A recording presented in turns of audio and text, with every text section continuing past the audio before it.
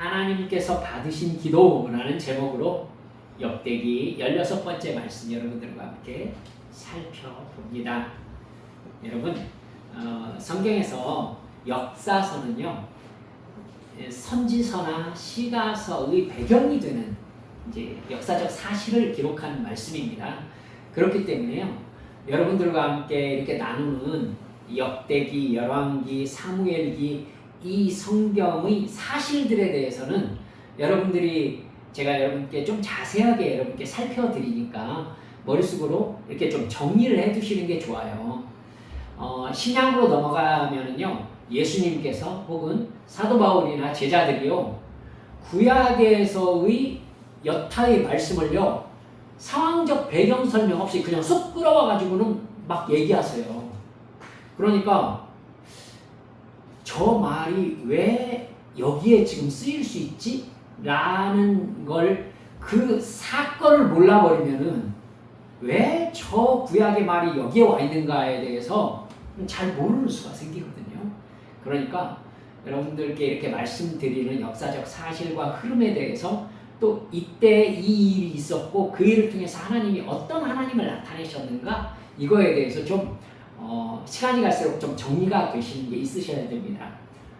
성경 공부 되게 안 하시거든요. 이렇게 우리 교회처럼 나름 성경을 이렇게 역사서를 조금 깊이 있게 또 자세하게 살피려는 교회도 그렇게 별로 없더라고요.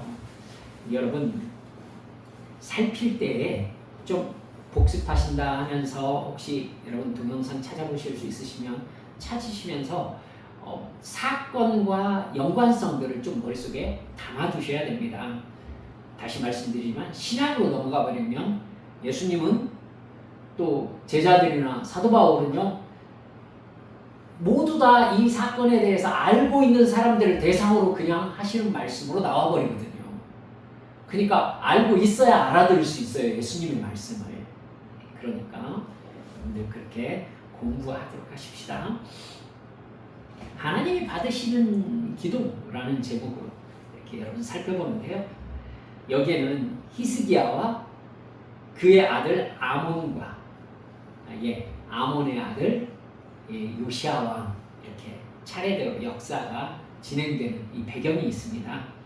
여러분, 히스기야는 후기 남북 이스라엘 통합 왕으로 여겨질 만큼 민족의 회개와 신앙 부흥 운동에 헌신했던 왕이었어요. 그의 믿음에 하나님이 응답하셔서 하나님은 히스기야 왕이 다스리는 남유다를 강하고 부유한 나라가 되게 복을 주셨습니다.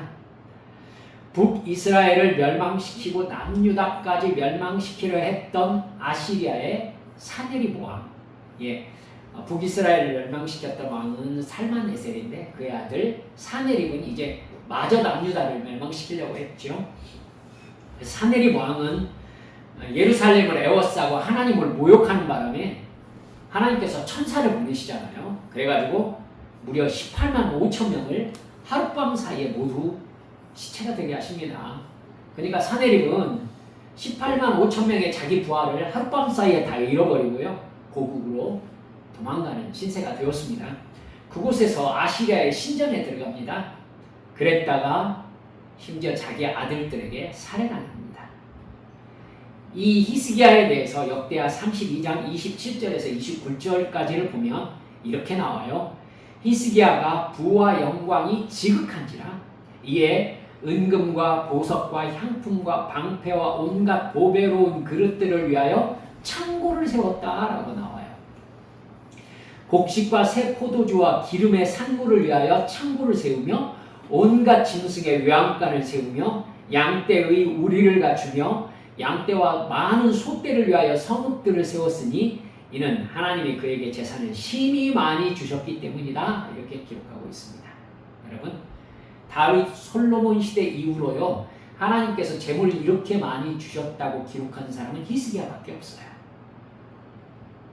하지만 히스기야는 통치 후반에 들어서면서 교만해집니다. 그래서 하나님이 병이 들게 하시거든요. 근데 하나님 앞에 회개하면 눈물 흘리잖아요. 그러자 하나님께서 병을 낫게 해주십니다. 증거로 해시계를 뒤로 15도나 물러가게 하시는 그런 기적을 보여주셨죠. 그런데도 불구하고요, 그가 다시 교만에 빠졌다는 성경에 나옵니다. 바벨론에서 사신들이 오자 성전과 궁궐의 모든 보물들을 보여주면서 자랑을 한 것이죠. 여러분, 자랑은 언제나 자기 걸 자랑하죠. 남의 걸 가지고 자랑할 수는 없잖아요. 그러니까 보고 자랑한 것이 그렇게 큰 교만입니까? 라고 생각하지 마세요. 그걸 자기 거라고 생각했기 때문에 그 행동을 할 수 있었던 겁니다. 하나님은요, 뭘 원하신 거냐면 그게 하나님의 은혜라는 자기 낮춤이 있기를 바라셨던 것이죠. 우리도 그래요. 여러분, 하나님께서 왜 출애굽 1세대들에게 매일 만나를 딱 하루씩 주셨을까요? 딱 하루씩. 철저하게 훈련시키신 거예요. 뭐냐면 하나님의 은혜로 하루하루 살아간다라는 거. 여러분, 만약에 그 사람들에게 막 엄청난 금은보화가 생겼다고 합시다. 훈련이 되어 있으면요, 이 모든 게 하나님이 주신 은혜다라고 자동적으로 반응이 나오겠죠. 히스기야도 그러길 바라셨던 거예요, 하나님께서. 근데 하나님께서 몽땅 부어주시니까 여러분, 감사가 훈련되어 있으면 몽땅 주시면 더 많이 감사할 것으로 하나님이 기대하신 건 어쩌면 당연하죠. 근데 몽땅 주니까 자기가 굉장한 사람이 된 것처럼 생각을 하는 거예요. 그래서 바벨론 사신들에게 마구마구 자기가 얼마나 위대한 왕인지를 자랑해버린 겁니다. 32장 31절에서 역대기 기자가 이 부분을 아주 신랄하게 짚고 있어요. 바벨론 방백들이 히스기야에게 사신을 보내어 그 땅에서 나타난 이적을 부를 때에, 그러니까 당신의 하나님 여호와가 당신과 당신의 나라에 얼마나 대단한 일을 행하셨습니까? 라고 물어볼 때에 하나님이 히스기야를 떠나시고 그의 심중에 있는 것을 다 알고자 하사 시험하셨다. 이야, 여러분, 이런 상황 맞이하시면 안 됩니다. 여러분, 하나님이 히스기야가 정말 하나님을 사랑하는지, 정말 하나님이 주신 거라고 생각하고 있는지, 그래서 하나님의 말씀에 정말 순종하고자 하는 사람인지 알고 싶어지셨다는 거예요. 여러분, 아까 유 집사님 얘기하시던데, 이 머리카락을 막 관리하고 피부 관리하고 그러면은 왜 그럴까 하고 고개를 갸우뚱하게 되는 상황이 여러분, 히스기야에게 하나님이 생겼다는 말입니다. 생겼다는 말이에요. 그러니까 히스기야, 제가 진짜 나를 사랑해서 저러는 거지? 라고 알고 싶어질 만한, 갸우뚱할 만한 상황이 생겼다는 거예요. 하나님이 그 마음이 딱 생기시니까 히스기야에게 어떻게 하셨냐면은 바벨론 사신이 딱 온 순간에 하나님께서 히스기야를 떠나시고 얘가 진짜 말을 무슨 태도를 취하는지를 하나님이 알고 싶으셨다는 거예요. 여러분, 열왕기서의 기록에 의하면 히스기야는 그 시험에 불합격합니다. 자기 자랑을 막 하죠. 자기 자랑을 막 해요. 근데 역대기 기자는요, 그럼에도 불구하고 히스기야를 선한 왕으로 하나님을 섬겼다고만 이렇게 기록을 했습니다. 그가 죽은 후에 다윗 왕실이 묻히는 그 무덤의 높은 자리에 이렇게 올렸다, 이렇게 나옵니다. 여러분, 히스기야의 뒤를 이어서 왕이 된 사람이 그의 아들 므낫세입니다. 므낫세는 열왕기의 기록에 의하면 남북 이스라엘의 모든 왕을 통틀어서 가장 악한 왕으로 기록되어 있습니다. 므낫세에 대해서 33장 2절은요, 여호와께서 이스라엘 자손 앞에서 쫓아내신 이방 사람들의 가증한 일을 본받았다, 이렇게 기록하고 있어요. 9절에서는요, 유다와 예루살렘 주민이 므낫세의 꾀임을 받고 악을 행하는 것이 여호와께서 이스라엘 자손 앞에서 멸하신 모든 나라보다 더욱 심하였다. 아유, 정말 나쁜 거죠. 하나님께서 출애굽 2세대가 멸망시킨 가나안 족속들보다 더 심하게 우상을 숭배하고 돈과 권력을 추구하면서 힘으로 지배하며 악을 저질렀다는 겁니다. 므낫세는 이사야 선지자를 톱으로 잘라 죽였다고 알려져 있어요. 전승으로 전해져 오기 때문에 기록으로 확인할 수는 없지만, 여러분 10절에 하나님께서 므낫세가 그렇게 죄를 지으니까 므낫세와 그의 백성들에게 이르셨다 이렇게 나오죠. 이르셨다. 여러분 그때 당시에 영향력 있게 활동했던 선지자가 이사야였거든요. 히스기야 시대, 므낫세 시대 때. 이 여호와 하나님께서 므낫세에게 이르셨을 때 누구를 보내셨을까요? 이사야를 보냈을 가능성이 높아 보이는 겁니다. 그러나 그 이사야를 므낫세가 죽였을 가능성이 있어 보인다. 저는 그래 생각합니다.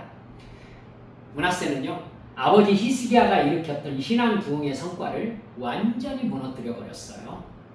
그가 저지른 죄에 대해서 3절에서 7절 전반절까지 이렇게 기록하고 있어요. 그의 아버지 히스기야가 헐어버린 산당을 다시 세웠어요. 바알들을 위하여 제단을 쌓았고요. 아세라 목상을 다시 만들었고요. 하늘의 모든 1월 성신을 경배하여 섬기며 여호와께서 전에 이르시기를 내가 내 이름을 예루살렘에 영원히 두리라 하신 여호와의 전에, 하나님의 전에 성전 안에 뭘 쌓았어요? 우상의 제단을 쌓았어요. 또 여호와의 전 두 마당에 하늘의 1월 성신을 위하여 제단들을 쌓았고, 그러니까 해와 달과 별에게 절하는 제단들을 쌓았던 거예요. 또 흰놈의 아들 골짜기에서 자기 아들들을 불 가운데로 지나가게 했어요. 아들들을 태워 죽인 겁니다. 또 점을 치고 사술과 요술을 행하며 신접한 자와 박수를 신임하여 여호와 보시기에 악을 많이 행하여 여호와를 진노하게 하였으며, 또 자기가 만든 아우색인 목상을 하나님의 전에 세웠더라. 북이스라엘 왕 중에도 이렇게까지 한 왕은 없어요. 유다나 북이스라엘의 모든 왕 중에서 가장 철저하게 우상을 숭배했던 왕인 겁니다. 최악의 왕인 거죠. 열왕기에서는요, 이 므낫세가 남유다를 망하게 했다라고 기록하고 있어요. 나중에 여호야김 왕 때 바벨론의 느부갓네살이 예루살렘에 1차 침입을 하거든요. 그래서 유다의 70년 포로 생활이 시작됩니다. 멸망이 시작되는 거죠.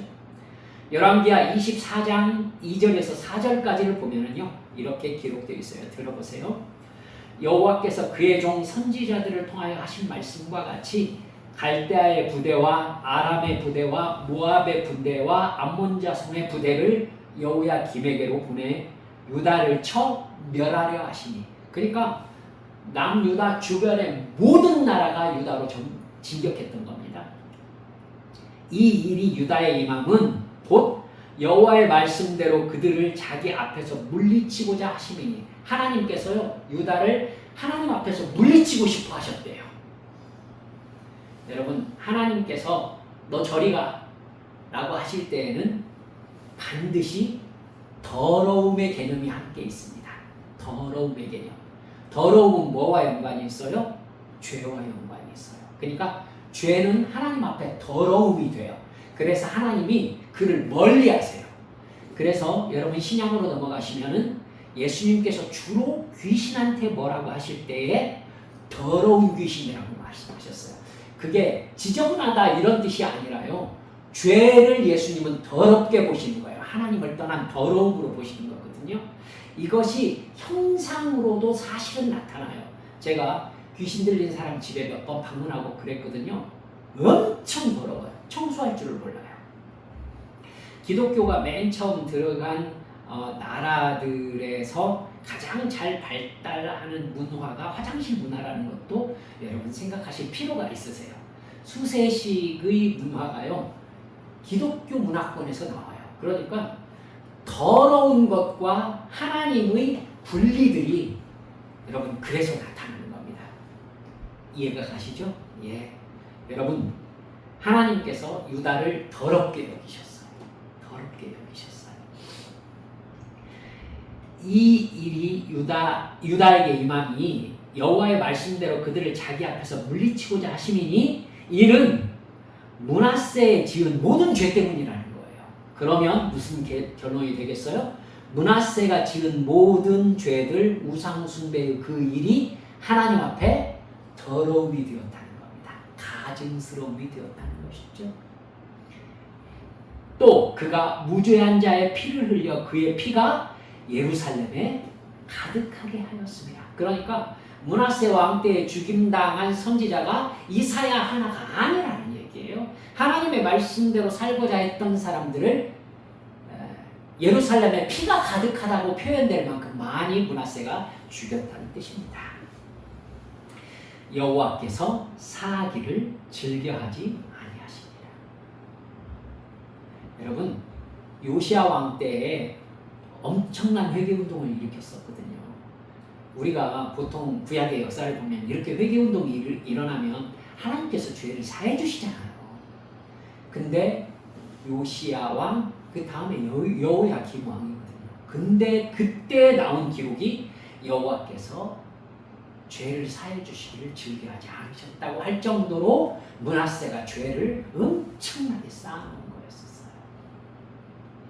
이렇게 죄를 짓자 오늘 본문 11절 보니까 여호와께서 아수르 왕의 군대 지휘관들이 와서 치게 하셨대요. 치게 하셨어요. 그들이 므낫세를 사로잡고 쇠사슬로 결박하여 바벨론으로 끌고 갔다고 나오죠. 여러분, 왕을 쇠사슬로 묶어가지고 끌고 갈 정도면 이거 최악의 치욕을 당한 거죠. 하나님께서 아시리아를 동원해서 유다를 침입하게 허락하셨고 그들이 므낫세를 사로잡아서 포로로 끌고 간 겁니다. 여러분께 말씀드린 거 하나 여러분 이렇게 다시 생각하고 넘어가십시다. 하나님께서 은혜로운 아버지로 계실 때와 전혀 다르게 죄에 대해서 오래 참지 않으세요. 여러분, 자녀 키워보시면 자녀가 뺀질거리고 말 안 듣고 부모 속상하게 할 때 여러분 바로 매들고 엎드려 하고 막 몽둥이로 때리나요? 안 그러잖아요. 참으시잖아요. 여러분들 참죠. 근데 얘가 너무너무 말을 안 들어가지고는 진짜 이 녀석은 뭔가를 제대로 알아야 될 애야. 그러면 얘가 잘못했을 때 바로 잘못을 지적해야 될 필요가 있다라고 느끼시죠. 여러분 그건 그렇게 되는 거예요. 그러니까 예전에는 웬만큼 잘못해도 그냥 넘어가시다가 이렇게 넘어가 버릇하니까 이 녀석이 이제 지가 죄 짓는 이 영역을 넓혀가는 거야. 엄마 아빠가 나를 봐주시는구나, 나를 사랑해 주시는구나 이래 생각하는 게 아니라 어떻게 생각하는 거예요? 이래도 되는구나 라고 생각을 하는 거예요. 이게 쌓이면 아빠나 엄마가 이 녀석 나의 참아주는 것을 오해를 하네? 그러면 어떻게 해야 돼요? 그 다음부터는 잘못할 때마다 이건 잘못이야 라고 단호하게 얘기해야 될 필요가 있죠. 지금 그 상황인 거예요, 여러분. 하나님께서요 참아주지 않으세요. 잘하면 바로 잘했다고 해주시고요, 못하면 바로 혼내시는 거예요. 여러분 그런 하나님 보고 사시면은 여러분 어떻게 사시겠어요? 조마조마하잖아요. 그렇죠? 조마조마하죠. 내가 이렇게 했을 때 이게 죄였나? 하나님 또 화내시면 어떡하지? 여러분 이건 사랑의 관계가 아니잖아요. 여러분 그런 관계가 아니라 하나님께서 내가 잘못했을 때 얘야 뭐 살짝 말만 말씀하시면 예 주님 하고 그냥 바로 네 그렇지 잘못했구나 바로 알고, 그렇죠? 내가 뭔가 잘했을 때 하나님이 야 너 참 잘했다. 아이고 하나님 그런 걸 가지고 잘했다고 그러십니까? 이런 관계가 진짜 엄마 아빠의 관계죠. 그렇죠? 자식하고의 관계가.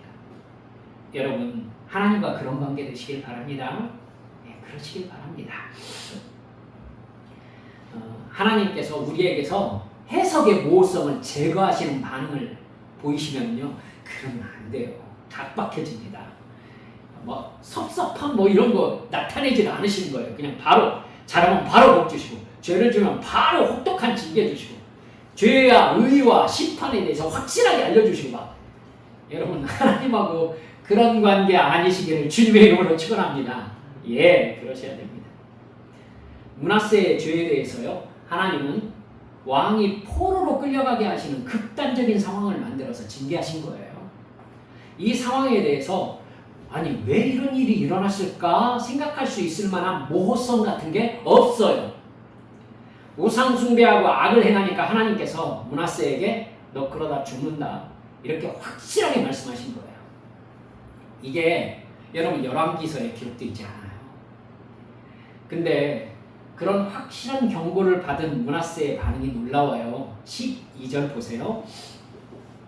그가 환난을 당하여 그의 하나님 여호와께 간구하고 그의 조상들의 하나님 앞에 크게 겸손하여 기도하였다. 이렇게 나오죠.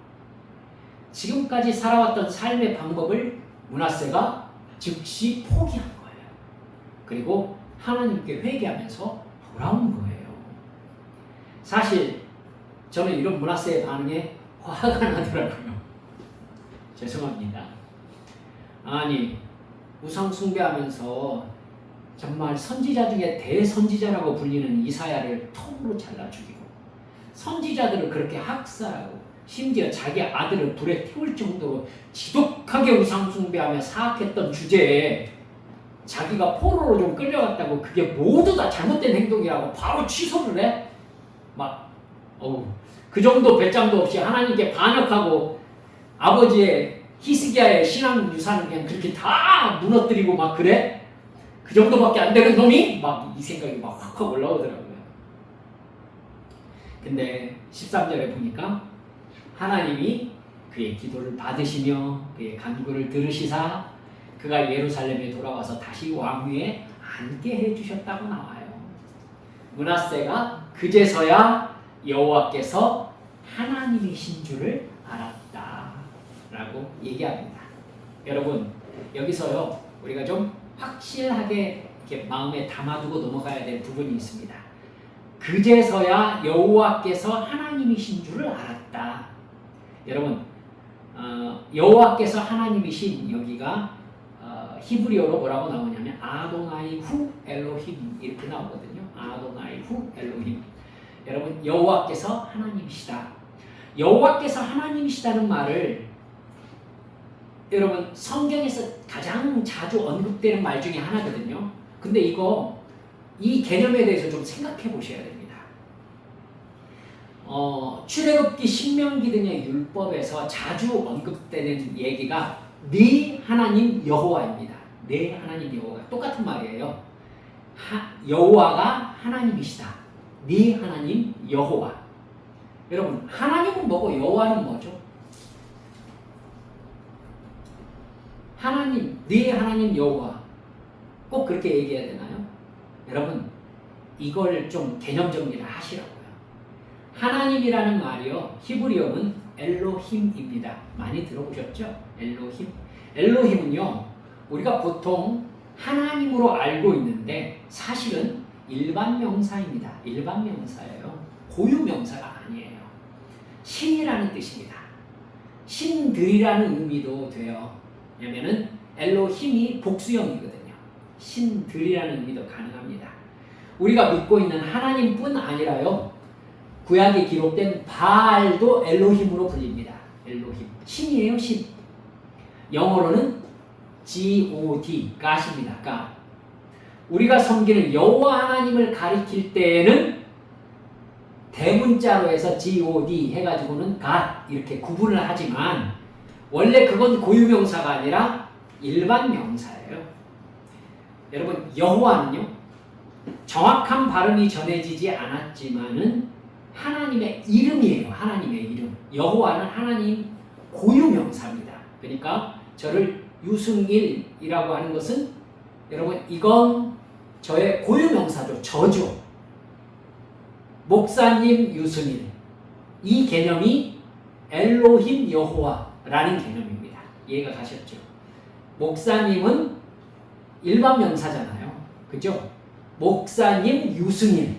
유승일은 고유명사잖아요. 그쵸? 그러니까 므낫세가 여호와께서 하나님이신 줄을 알았다라는 말은 이렇게 정리할 수 있어요. 오직 여호와만 진정하고 유일한 신이라는 것을 그가 알았다. 여러분, 이제 생각나실지 모르겠네요. 그 사실을 증명하기 위해서 생명을 걸었던 선지자가 있습니다. 생각납니까? 여호와께서 하나님이시다. 하나님은 오직 여호와밖에 없다. 이 사실을 증명하기 위해서 생명을 걸었던 선지자가 있습니다. 대놓고 엘리야입니다. 엘리야는 아합 왕과 바알 신을 숭배하는 선지자. 그러니까 바알을 숭배하는 선지자 450명과 아세라를 숭배하는 선지자라는 사람들 400명을 갈멜산으로 모아놓고 아합 왕과 수많은 백성들을 함께 갈멜산으로 초청을 했었어요. 그리고는 하늘에서 불이 내려오게 하는 신이 진짜 엘로힘이다. 그것이 없으면 그는 신이 아니다. 어때? 하고 시합을 걸었던 거예요. 어때? 그러니까 진짜 신이 바알인지 여호와인지 우리 여기서 결판을 내자라고 한 거죠. 그러니까 너희들 결론을 내자. 엘로힘 바알이야, 엘로힘 여호와야. 이 사실을 증명하기 위해서 갈멜산에 도전했던 사람인 겁니다. 여러분, 하늘에서 불을 내려 응답한 진정한 신이 여호와였죠.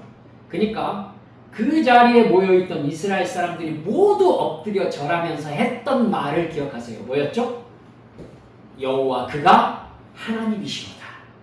그렇죠? 그 말이 그 말이에요.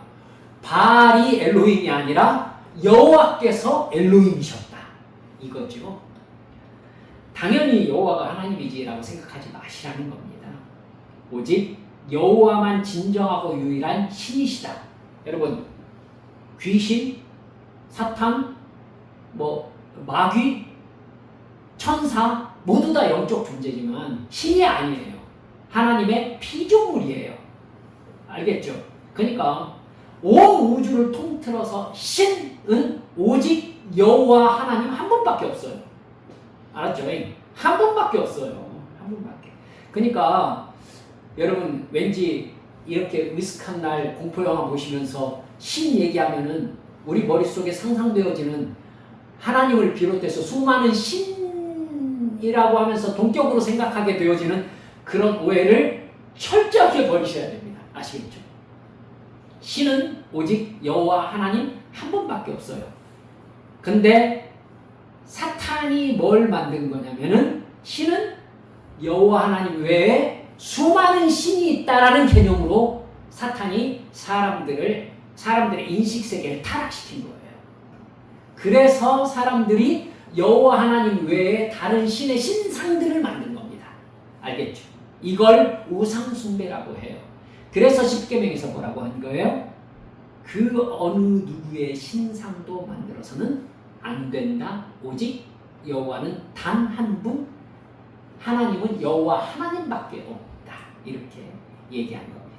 알겠죠? 여러분 머릿속에서요, 신이 여호와 하나님 외에도 여타 귀신도 있고 뭣도 있다, 이런 생각 자체가 사탄이 만들어낸 생각이라고요.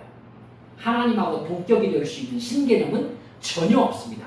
모두 다 하나님이 창조하신 피조물입니다. 하나님 한 분밖에 신이 없어요. 굉장히 중요한 부분입니다. 아시겠죠? 근데 여러분, 그렇게 생각하지 않는 사람들은요, 이 불상 앞에 가서도 그게 신인 것인 양 절한단 말이에요. 예수 믿은 지 얼마 안 되는 성도가 저한테 와가지고, 저기 하나님 신이 제일 세죠. 이렇게 저한테 얘기를 하시더라고요. 이걸 어떻게 설명해야 되나 제가 고민을 되게 많이 했어요. 하나님이란 신이 제일 세죠. 그래서 제가 제일 센 신한테, 아니에요, 하나님 밖에 없어요. 다른 모든 존재는 신이 없어요. 신이 없다고. 알겠죠? 예, 이걸 분명히 하시라는 겁니다. 이걸 흔들기 위해서 사탄이 바알도 아세라도 아스다라도 구약에 쭉 신을 만들어 놓은 거예요. 그리고 그걸 섬기는 축제를 만들어 놓은 것입니다. 알겠죠? 근데 그것이 모두 다 우상숭배고 하나님의 가증히 여기는 더러운 짓이다 라는 것 여러분 꼭 이해하시기 바랍니다. 그랬기 때문에 엘리야가 바알과 아세라 선지자들을 그 자리에서 모두 다 잡아서 죽일 수 있었던 겁니다. 여러분 깨달으셔요. 가짜 신들은 실제로 존재한다고 사기친 사람들인 거죠. 부당한 이익을 취한 거짓말쟁이들인 거고요. 그 거짓말에 백성들이 속았고 오직 한 분뿐이신 여호와 하나님을 분노하게 한 존재들이었던 거예요. 오늘 본문의 므낫세는요. 지금까지 어땠던 얘기입니까? 다른 신들이 실제로 존재하는 신이라고 착각하면서 살아왔다는 것입니다. 근데 여호와는 불편한 신이었고 다른 신은 자기의 도움이 되는 신이라고 생각했다는 거예요. 자기가 포로로 끌려온 지금에야 여호와께서 자기의 죄를 벌하시는 의로우신 하나님이시라는 걸 알게 되었다는 거죠. 그는 이제야 비로소 여호와 하나님께 회개하고 기도합니다. 그리고 여호와 하나님이 오직 신 한 분밖에 없으시구나 라고 올바로 깨닫자 하나님께서 그의 기도를 들어주셨다는 겁니다. 하나님은 므낫세를 포로 생활에서 돌아오게 하시고 다시 왕위에 오르게 하셨습니다. 이 일은 므낫세에게 아주 충격적인 경험이었던 것 같아요. 므낫세는 돌아와서 본문 15절, 16절에 보니까 이렇게 나오죠.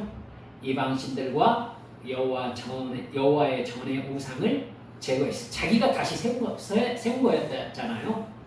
여호와의 전을 건축한 사내와 예루살렘에 쌓은 모든 제단들을 다 성 밖에 던지고 여호와의 제단을 보수하고 화목제와 감사제를 그 제단 위에 드리고 유다를 명령하여 이스라엘 하나님 여호와를 섬기라 했다. 이렇게 기록하고 있습니다. 그러니까 이스라엘의 신은 오직 누구다? 여호와다라고 이렇게 공표를 하는 것입니다. 그리고 백성들은 그의 하나님 여호와께만, 즉 이스라엘의 신이신 여호와께만 제사를 드렸다라고 17절에 나옵니다.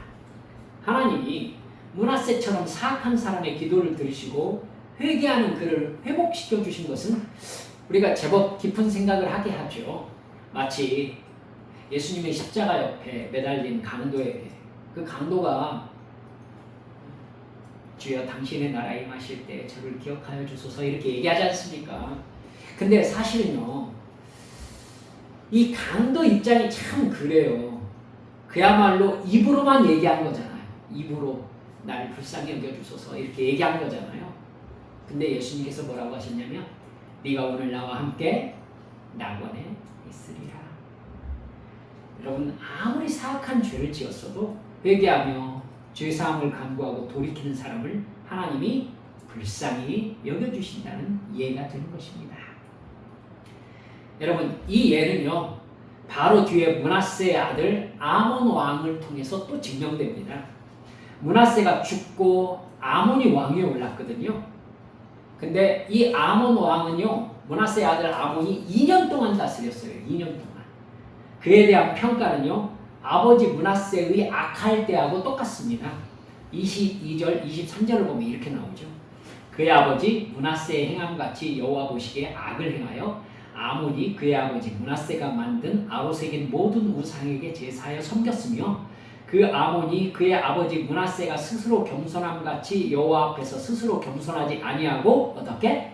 더욱 범죄했다라고 나옵니다. 그러자 24절에 뭐라고 그러죠? 그의 신하가 반역해서 궁중에서 그를 죽였다 이렇게 나옵니다. 여러분 므낫세와 아몬의 차이가 뭐죠? 여러분 실제로 이렇게 양으로 생각해 보면요 므낫세는 어쩌면 아몬보다 훨씬 더 심한 사람이죠. 그렇죠? 가장 악한 왕이라고 평가받는 므낫세는 왕위에 55년 동안 있었어요. 남북 이스라엘을 통해서 가장 오랫동안 왕위에 있었습니다. 여러분 그가 회개하고 돌이킨 것이 몇 년인지를 몰라요. 몇 년인지 모릅니다. 보통 아마 6년 정도 되지 않을까라고 생각하는 사람들이 있습니다. 그가 아마 49년 정도, 왕에 오른 지 49년 정도 되었을 때에 아시리아로 끌려갔을 것이다. 그래서 그가 아마 6년 정도 회개한 이후의 삶을 살았을 것이다. 이렇게 얘기하는 신학자들이 있습니다. 하지만 정확한 시기는 몰라요. 하지만 아몬은요 2년 동안 왕위에 있었고 2년 동안 죄를 지었던 겁니다. 하지만 그가 회개하지 않았어요. 결과는 아몬은 살해당했습니다. 여러분, 이렇게 말씀을 마무리해 볼까요? 우리가 섬기는 신이 무엇입니까? 즉, 여러분, 이 말은 이렇게 바꿀 수 있어요. 내가 이게 없으면 안 된다고 의지하고 있는 게 무엇인가, 이렇게 생각해 보시면 됩니다. 그러니까 내가 섬기는 신은 곧 내 존재가 거기에 걸려 있다라고 생각하는 겁니다. 그러면 우리는 쉽게 생각하잖아요. 어떤 사람은 그게, 아니 많은 사람들은 그게 돈이더라고요. 또 제가 만난 사람 중에는 어떤 사람은 자기는 돈은 별로 소중하지 않다고, 자기한테 소중한 건 명예다고 얘기하는 사람이 진짜로 있었습니다. 자기는 명예에 좀 약하다고, 돈에는 그렇게 약하지 않은데 그렇게 얘기하더라고요. 어떤 사람에게는 자기에게 가장 중요한 게 건강인 사람이 있습니다. 어떤 사람은 세상의 재미를 위해서 살아가는 사람이 있어요. 인간관계를 위해서 사는 사람이 있어요. 여러분, 그러나 우리가 이렇게 쭉 성경 살펴보고 보니까 하나님께서요, 그 사람을 구원하시려면은 어떻게 하시느냐면, 그게 신이 아니라는 걸 증명할 이벤트를 만드세요. 알았죠? 여러분, 돈에 매달려서 이거 없으면 나는 살 수 없어 하면서 돈을 섬기며 살고 있는 사람에게는요, 그게 신이 아니라는 걸 가르쳐 주실 이벤트가 있어요. 그래야 회개하니까요. 이해가 가시죠? 예. 명예가, 인간관계가, 여타의 재미가, 건강이 자기 인생의 최종 가치다라고 생각하고 있는 사람을 하나님께서 구원하시려면 그게 신이 아니야, 그게 네 인생의 목적이 아니야 라고 깨닫게 하실 만한 하나님의 이벤트를 마련하신다고요. 그래서 뭐하게 하신다? 므낫세처럼 회개하고 돌이키게 하신다. 돌이키게 하신다. 그럼 여러분 생각해 보세요. 그렇게 하나님께서 깨닫게 하시는 이벤트가 고난과 고통이겠죠. 그렇죠? 고난과 고통입니다. 그래서 저는 우리 안비 성도들에게 반복해서 이렇게 말씀을 드립니다. 하나님의 마음을 그렇게 고통스러운 이벤트를 겪으면서 깨달을 필요가 뭐가 있느냐는 거죠. 그렇죠?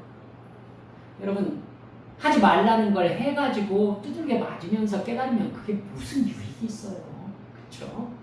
그러니까 여러분, 여호와 하나님만이 오직 엘로힘이시다. 여호와 하나님만이 신이시다. 예수님만이 나를 구원하실 수 있으시다. 나의 최종 목적은 영원한 생명이다. 이렇게 내가 영적인 사람으로서의 정체성을 올바로 갖는 것 정말 중요합니다. 그러니까 여러분들 아침에 일어날 때마다 나는 하나님의 자녀다. 예수님께서 나를 구원하셨다. 그러므로 나는 오늘 하나님의 자녀로서 살 것이다. 기도하며 살 것이다. 그리고 미움에 휩싸이지 않을 것이다. 이러시면서 여러분, 사랑으로 하나님을 섬기는 자비함으로 그렇게 살아가시라는 거예요.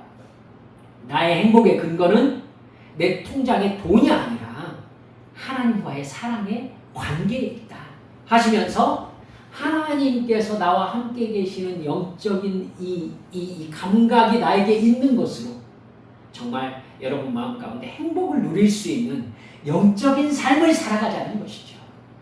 여러분, 돈 벌지 말자는 얘기가 아니에요. 무슨 말인지 아시겠죠? 예, 그건 하나님을 섬기는 수단들이에요. 거기에 내 존재 자체를 걸어놓고 살아버리면 나중에 여러분 잘못 살아왔다고 깨달아버리면 진짜 허무할 거 아닙니까? 예, 블랙가비 목사님이 얘기한 대로 여러분 사다리를 대고 열심히 끝까지 올라갔는데 끝까지 올라가고 보니까 벽이 잘못됐어. 이러면 정말 어떡할 거예요. 그쵸? 벽이 잘못됐어. 사랑하는 여러분들, 하나님이 아닌 존재를 의지하는 게 우상숭배입니다. 그래서 므낫세가 그렇게 우상숭배를 했던 것이고요. 우리 진정한 회개와 돌이킴으로 하나님의 사죄의 은총 안에 거하는 영적 민감함을 소유한 우리 믿음의 성도들, 한빛 성도들, 모두 되시기 바랍니다. 시간 정해서 기도하시고 성경 읽으시고 그러면서 내가 구원받은 사람으로서의 정체성으로 이 세상에 하나님과 동행하며 사시는 믿음의 성도들 모두 되시기를 주님의 이름으로 축원합니다. 우리 함께 기도합시다.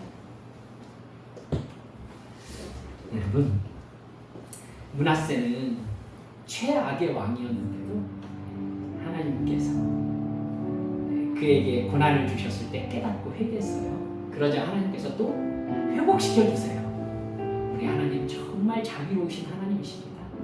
우리에게도 언제나 그 시간을 열어주실 겁니다. 주여, 제가 하나님이 나의 하나님이시라는 걸, 돈이 나의 하나님이 아니라 내가 지금 목적하고 바라보고 달려가는 그것이 내 인생의 목적이 아니라 그건 하나님을 섬기는 수단으로서 가치 있는 것이라는 걸 깨닫고 내 인생을 하나님께 드릴 수 있는 지혜를